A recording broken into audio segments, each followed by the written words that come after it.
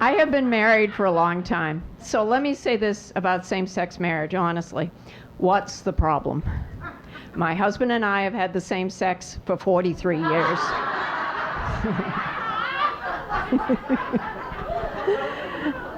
I have 2 boys, otherwise everything's fine.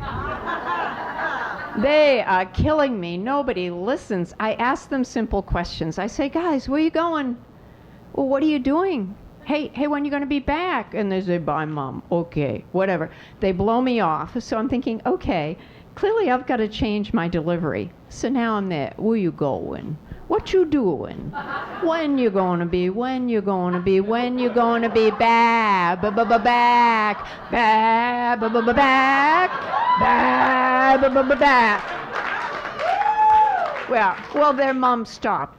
We will tell you whatever you want to know. Yeah. Just don't ever do that again, Mom.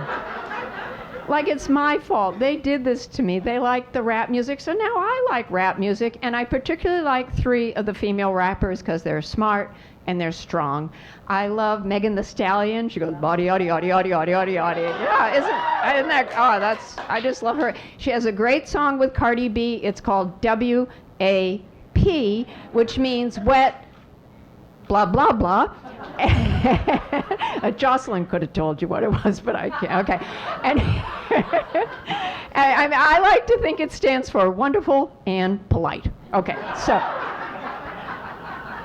And then there's Lizzo, hair toss, check my nails, baby, how you feeling? Feeling good as hell. She's wonderful.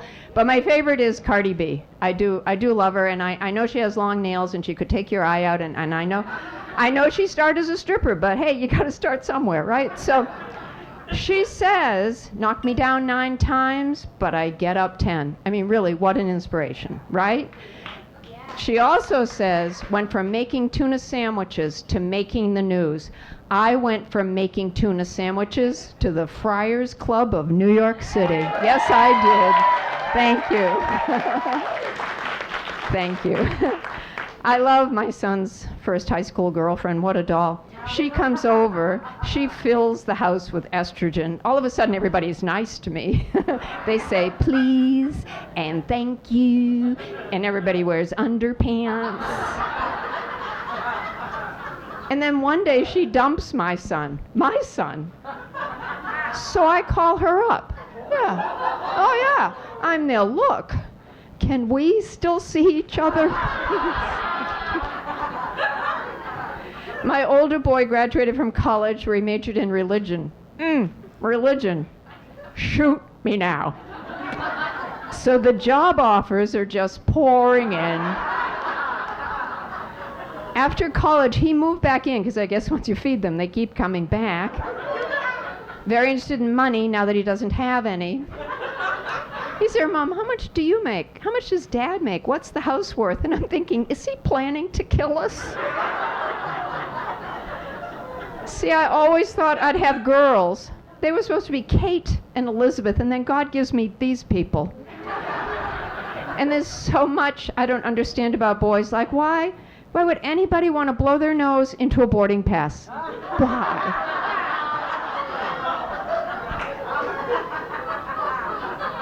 I did a show for a group of young moms, and they were so sweet and so stupid. Very concerned about potty training. I told them, look, by the time your kids get to college, they will be potty trained. I remember when my own boys were 5 and 8, they'd go into the bathroom, do their business, and then race in the kitchen and say, Mom, you gotta see it. And I go into the bathroom and say, oh, you are awesome. It is so big. Now, I'm very supportive. You know, now, at some point you got to put a stop to this, right? So I go into the bathroom, I do my business, I come into the kitchen, I'm there, guys, you got to see it. And that was the end of that. Yeah. So I do come from an average American family. We have a little alcoholism, a little mental illness. Who's with me on this one? Okay. I met my husband when I was 18. We were college freshmen, and I dated his roommate for 6 years. And when we were 27, he came down to New York where I was working, and we go out on a couple of dates, and we go out for a few months, and I'm thinking, He doesn't drink that much, and he's not mentally ill. He could be the one. His initials are KGB, so he doesn't monogram a lot. Yeah, he doesn't monogram a lot.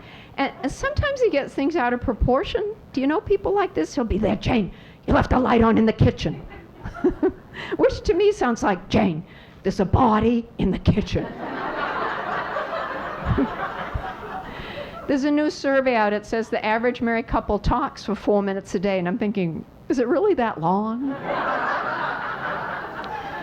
You got to wonder why people get married. I think a man looks at a woman and thinks, she loves me, she adores me, she's just like my mom. Whereas a woman looks at a man and thinks, I can work with this. Yeah. You ever ask your spouse a no-win question? I say to my husband, honey, are you physically attracted to other women? This is a no-win question, okay? It's like saying, am I getting fat? If he says yes, he's in trouble. If he says no, you know he's lying. Nevertheless, I say, honey, are you physically attracted to other women? Well, he looks me straight in the eye and he says, oh, no, dear. I am blinded by your beauty. That is the correct answer, sir. That's the correct answer, yeah.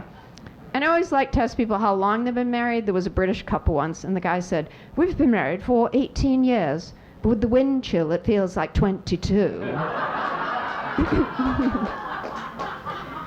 I did a show in Atlantic City. This lady had been married for 41 years. I said, how did you do it? She looked up from the audience and said, well, I wouldn't recommend it. So the bad news about my husband is that he snores. Does anybody live with someone who snores? Oh my God. You do. She's putting his hand down. Okay, so honest to God, I have been awake since 1978, okay? It's so bad I've categorized them. Basically, there are three. The first one is the cave, the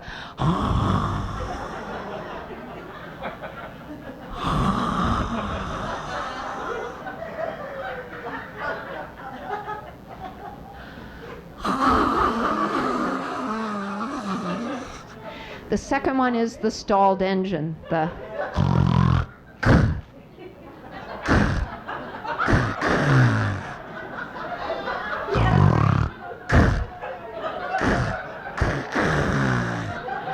I'm there, honey, don't die, he'll do the taxes. And the last one is the after-sex snore, the It doesn't happen that often. Thank you very much. Thank you.